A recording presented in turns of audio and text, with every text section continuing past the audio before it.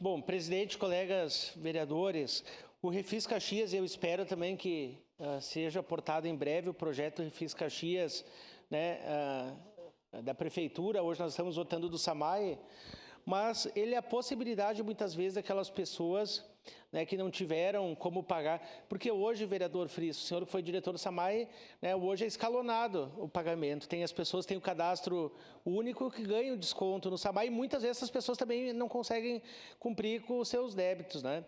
E o Refis Caxias do SAMAI, ele serve justamente para que as pessoas possam, né, estar livre dessas contas, do juro, das multas e também a questão judicial. Eu lembro na época que eu achei certa a atitude, foi uma reclamação do prefeito, que o prefeito Cassado mandou intimação judicial para as pessoas, né? Ele mandou os AES, chegou em casa de todos os caxienses. Mas eu acho certo isso, porque nós vivemos numa sociedade, todo mundo quer colocar o seu lixo lá na frente de casa, a Codeca tem que recolher, todo mundo quer a grama cortada, então nós temos que contribuir com a nossa, né, parcela do IPTU.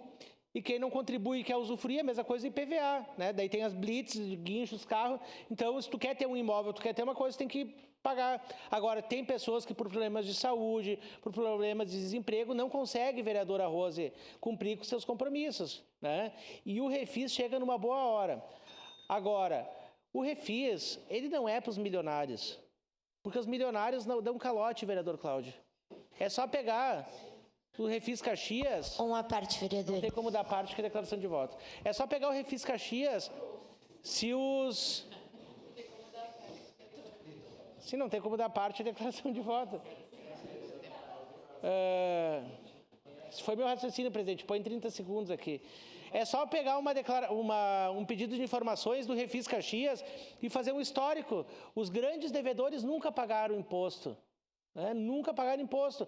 Quem paga são as pessoas, o vovô, a vovó, aquela pessoa que ficou desempregada, que vem aqui e não quer perder seu imóvel. Porque eles decretam, o senhor sabe muito bem, decretam falência, deixam os empregados cada vez mais miseráveis e não contribuem com o seu dever legal. Então, o Refis Caxias e também esse Refis do SAMAI, eu voto com convicção que é para ajudar aquelas pessoas, muitas vezes, que deixaram, né, de cumprir o seu dever para poder sobreviver. Obrigado, presidente. Obrigado, vereador Rafael Bueno. Em declaração de voto.